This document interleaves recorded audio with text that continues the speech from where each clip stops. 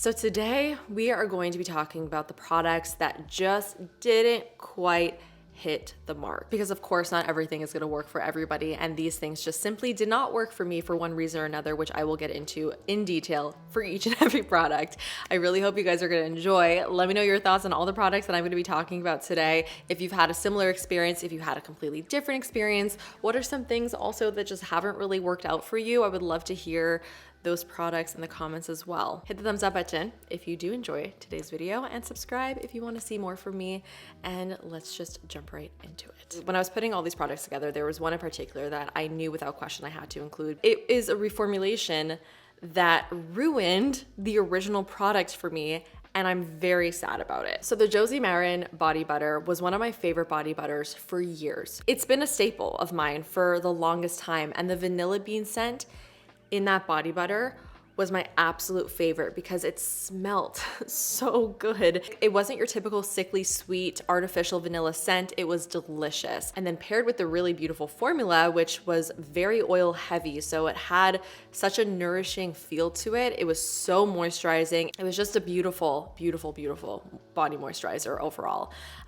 They ruined it. So they pulled all the body butters, the original body butters, off the shelves and reformulated them into these new body butters. Now it's a completely new format. So you have these refillable pouches, which I totally commend them on. I think that these refillable pouches are really, really smart. So you basically get one tub and then you refill it whenever you're done. So you're not constantly buying, you know, the big, huge tub, you're just buying the refill. So that's great. They came out with a couple different scents, including Vanilla Vibes with 3 Z's. The scent of this is supposed to be vanilla bean and juniper berry. In my mind, I was like, there's no way that they're gonna change that vanilla fragrance because it's the best. And everybody talks about how amazing it is. So of course they're gonna keep it the same. My hopes and dreams though came crashing down as soon as I took a sniff, because the vanilla is simply not in the room with us. If I close my eyes and you just put this in front of me and said, smell this and tell me what you smell, I would say Play-Doh. I don't smell any vanilla bean. I don't even really smell the juniper berries.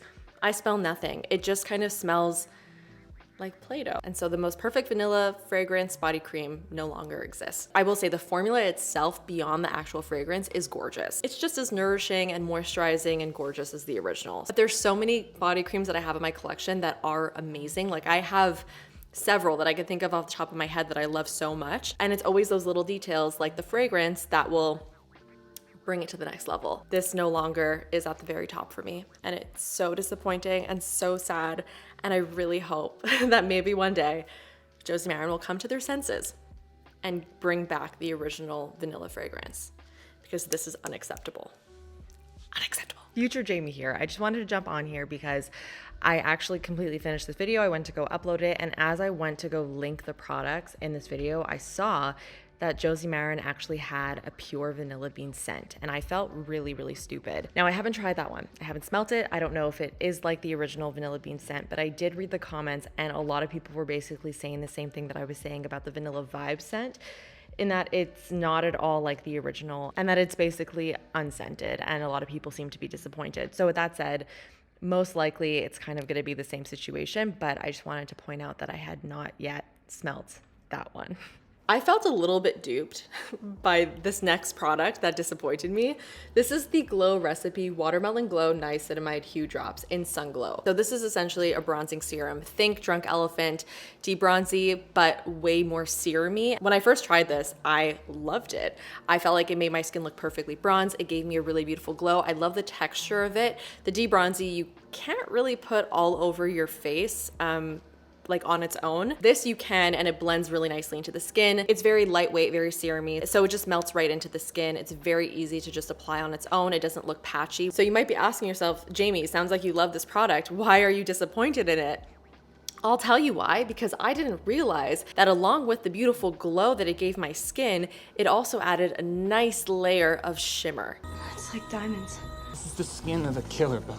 And I was so disappointed because this would have been such a home run product for me if it didn't have the dreaded shimmer. I personally don't like it when I have shimmer all over my face. I prefer to control the shimmer that I apply. Like if I have a shimmery blush, that's one thing, but I don't want it everywhere. Just personal preference. And this applied everywhere puts shimmer everywhere. And it's so funny because it took me a while to realize how much shimmer was actually in this. Like I was wearing this for multiple days in a row. Then one day I just looked closely at myself in the mirror. I was like, oh my God, I have sparkles everywhere. Like, well, where is this even coming from? And I realized after eliminating the other products that I had on my face that it was this. I just really wish that they created a version of this without the shimmer, because it would have been perfect. This product just confuses me. I still don't fully understand it. It's the Milk Makeup Cloud Glow, and I just simply don't get it. When I first got it, I got it in PR. I was very excited about it because it's a primer that's foamy. Like, who doesn't love a fun texture like that? I would say don't be fooled by fun, gimmicky things like this when the product itself is just kind of because every time I use it, I didn't really see a result from it. I didn't feel like it made my skin glowier. I didn't feel like it made my foundation last longer. What it's supposed to do, this makeup prep skincare hybrid has a weightless cloud-like texture that floats over skin to create a breathable, glowy base for makeup and boost your natural glow. The non-sticky, non-greasy formula helps boost hydration, visibly brighten skin, reduce redness, and even the look of skin tone so makeup goes on smooth. It's funny that they say it's not sticky because that was actually the main thing that I noticed about this product, is that it is actually quite sticky. I also don't find that it adds really any significant glow to the skin at all, so that's another thing that I've debunked. When it comes to makeup primers that are more skincare focused, I would just rather use skincare. I would rather just use a serum and then a really great moisturizer to get my skin looking bright and moisturized. And I know that the skincare products that I'm putting on are actually giving me those skincare benefits. Not to say that this isn't giving any type of skincare benefits, but I just don't really see what this actually does add to a makeup routine. I'm really hard on primers, okay? Because I find that most of the time primers are very unnecessary, and you can just use a moisturizer or a skincare product and kind of get the same effect. I will only use a primer if I actually feel like it's making a difference in my makeup. But if the primer is kind of supposed to do the job of skincare, I would rather just use the skincare. It's also really, really, really small. It's not even one full fluid ounce, and it is $38 Canadian. Definitely missed the mark for me. Not a fan. I was so excited to try the Anastasia Beverly Hills Beauty Balm because everybody was talking about it, everybody was raving about it, and I thought that this was going to be my new go-to skin tint. So this is essentially a foundation balm. It's supposed to give you pretty light skin tint like coverage. It's also very skincare focused. It is called a serum boosted balm. With that description, I really thought that this would be a home run for me. I love a skin tint. I love anything that's super hydrating, but upon trying it, it just didn't really work for me. Keep in mind, I have very dry skin and I really do like a glow, and I found this to be too glowy for my liking. It was glowy to the point where I just felt like I looked oily. It just continued to look glowier and glowier and glowier as the day went on. I also found that it separated quite a bit of my skin, especially on the areas of my face that had a little bit more texture. It just didn't sit very nicely in a very flattering way. All in all, it just completely missed the mark for me and it didn't perform very well. I've tried it several times over different types of bases, over just moisturizer, over various primers, and I'm just never left with a very flattering effect in the end. And there's other skin tints that I love that work beautifully for me that I don't even have to think about when I apply. Like, I can apply it over anything and it looks good. I wanted to talk about these two lip glosses in the same breath because they both disappointed me for the same reason. This Gucci lip gloss is so offensive in the way that it smells. Not to be so dramatic, but it is just terrible. I would just like to know who smelled this and said, yes, this is the perfect scent for something that's gonna be going on somebody's lips. It smells like somebody poured a bottle of perfume into this lip product. This lip gloss is just sensory overload all around because not only does it have that very, very strong fragrance, but it's also a plumping lip gloss that is so spicy on the lips. For me, it made it feel like my lips were on fire. It's actually very rare that I will return stuff from Sephora because I'll often keep things that I don't love to include in videos like this. But this was something that I actually was going to return. Like, I put it back in its package, I put it next to the bill, and I said, this is going back to the store because I really, really just did not like it. But I forgot to do it, and now it's been too long, so I can't return it anymore. So at least I got to include it in this video, but I would not recommend this if you are sensitive to fragrance or to feelings on the lips.